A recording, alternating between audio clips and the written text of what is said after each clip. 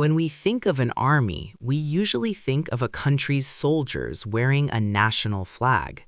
But there is another kind of army, the private army. These are businesses that sell fighting power for money.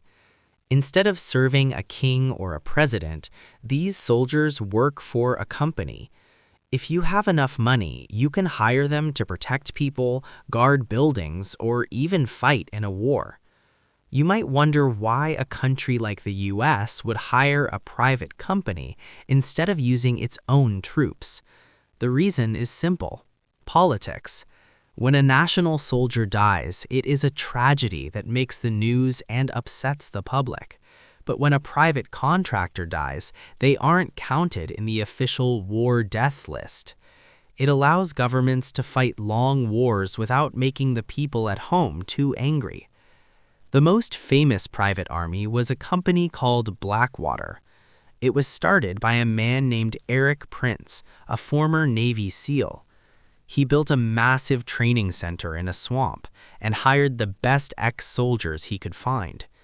During the Iraq War, Blackwater became the bodyguards for the most important people in the world.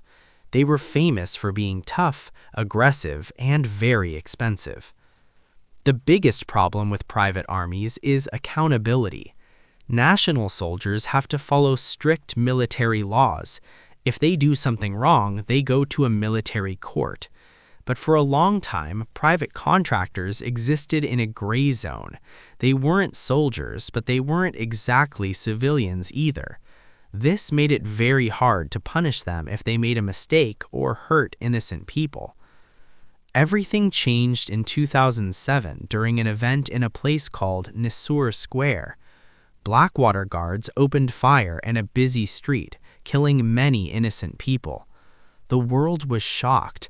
People started asking, who is in charge of these men?